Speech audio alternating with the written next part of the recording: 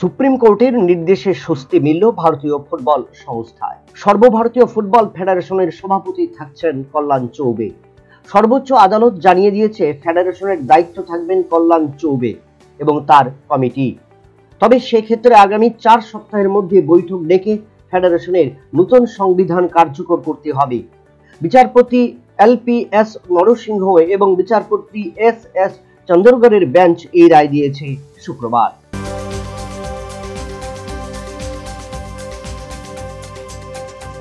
Asia cup cricket গ্রুপের শেষ ম্যাচে মুখোমুখি হচ্ছে ভারত এবং ওমান। এরই মধ্যে ঘোষিত হয়ে গেল সুপার 4-এর ক্রীড়া সূচি।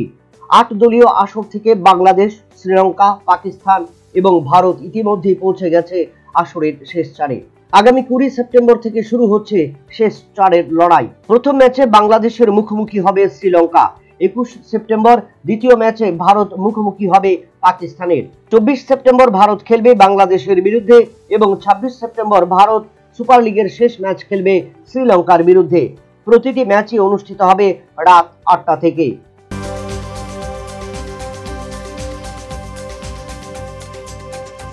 মহিলা একদিবসীয় বিশ্বকাপের আগে এই থিম সং প্রকাশ্যে আনলো ICC।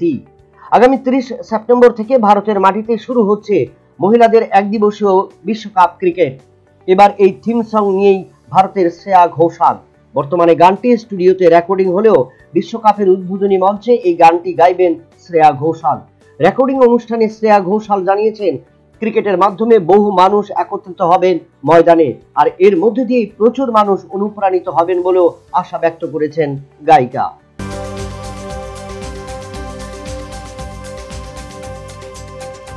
এশিয়া কাপের সুপার 4-এ পৌঁছে গেছে ভারতীয় দল। সূর্যকুমার যাদবের নেতৃত্বে নিয়ম রক্ষার শেষ ম্যাচ খেলবে শুক্রবার ওমানের বিরুদ্ধে।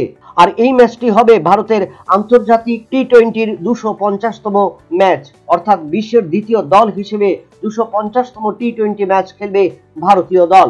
যদিও পাকিস্তান থেকে 25টি ম্যাচে পিছিয়ে রয়েছে টিম ইন্ডিয়া, কারণ ইতিমধ্যেই 275টি টি-20 ম্যাচে অংশ নিয়ে শীর্ষস্থান দখল করেছে পাকিস্তান দল। তবে জয়ের পরিসংখ্যানে পাকিস্তান থেকে এগিয়ে রয়েছে ভারতীয় দল। বর্তমানে পরিসংখ্যান অনুযায়ী 249টি টি-20 ম্যাচের মধ্যে ভারতীয় দল জয়লাভ করেছে 166টি ম্যাচে।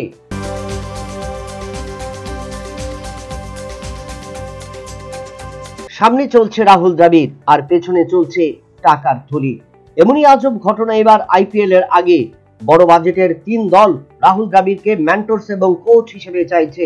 রাজস্থান রয়্যালস থেকে দায়িত্ব ছাড়ার পর অনেকটাই ক্রিকেট থেকে নিজেকে দূরে সরে রেখেছেন রাহুল দ্রাবিড়। এরই মধ্যে শোনা গেল Kolkata night Riders, Delhi Capitals এবং LSG চাইছে দ্রাবিড়কে কোচ এবং মেন্টরস হিসেবে, যার কারণে আগামী কিছুদিনের মধ্যেই জানা যাবে শেষ পর্যন্ত কোন দলের দায়িত্ব সামলাবেন ভারতের এই প্রাক্তন cricketer. Bureau report, news vanguard.